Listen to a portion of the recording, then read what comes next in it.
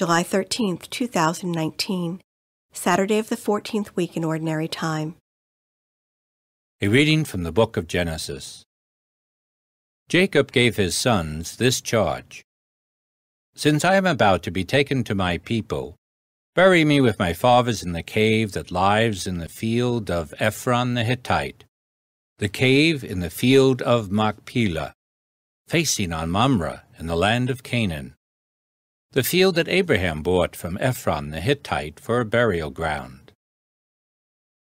There Abraham and his wife Sarah are buried, and so are Isaac and his wife Rebekah, and there too I buried Leah. The field and the cave in it that had been purchased from the Hittites. Now that their father was dead, Joseph's brothers became fearful and thought, Suppose Joseph has been nursing a grudge against us and now plans to pay us back in full for all the wrong we did him. So they approached Joseph and said, Before your father died, he gave us these instructions. You shall say to Joseph, Jacob begs you to forgive the criminal wrongdoing of your brothers who treated you so cruelly.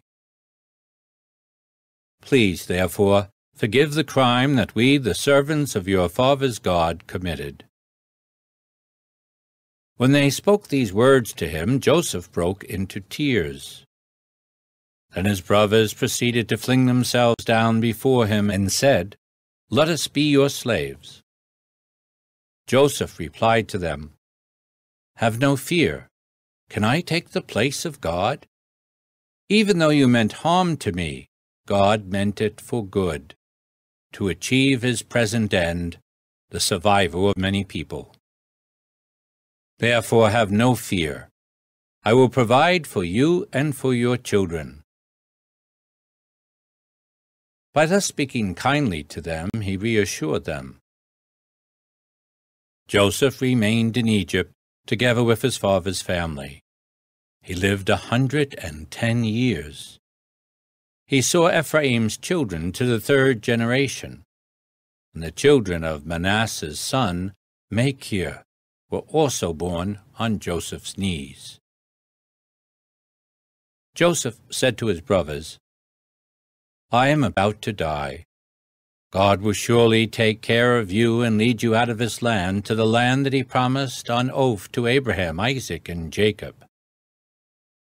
Then, putting the sons of Israel under oath, he continued, When God thus takes care of you, you must bring my bones up with you from this place. Joseph died at the age of 110. The word of the Lord. The responsorial psalm. The response is, Be glad, you lowly ones. May your hearts be glad. Give thanks to the Lord, invoke his name. Make known among the nations his deeds. Sing to him, sing his praise, proclaim all his wondrous deeds. Be glad, you lowly ones. May your hearts be glad. Glory in his holy name. Rejoice, O hearts that seek the Lord. Look to the Lord in his strength. Seek to serve him constantly. Be glad, you lowly ones. May your hearts be glad. You descendants of Abraham, his servants, son of Jacob, his chosen ones. He, the Lord, is our God. Throughout the earth, his judgments prevail. Be glad, you lowly ones. May your hearts be glad.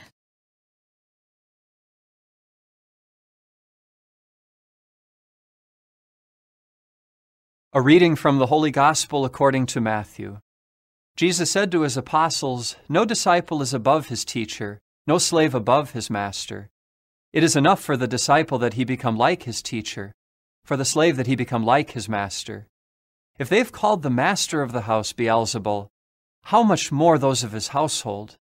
Therefore do not be afraid of them. Nothing is concealed that will not be revealed, nor secret that will not be known. What I say to you in the darkness, speak in the light. What you hear whispered, proclaim on the housetops, and do not be afraid of those who kill the body, but cannot kill the soul.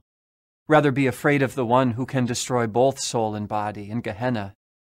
Are not 2 sparrows sold for a small coin? Yet not one of them falls to the ground without your Father's knowledge. Even all the hairs of your head are counted. So do not be afraid. You are worth more than many sparrows. Everyone who acknowledges me before others, I will acknowledge before my heavenly Father. But whoever denies me before others, I will deny before my heavenly Father. The Gospel of the Lord.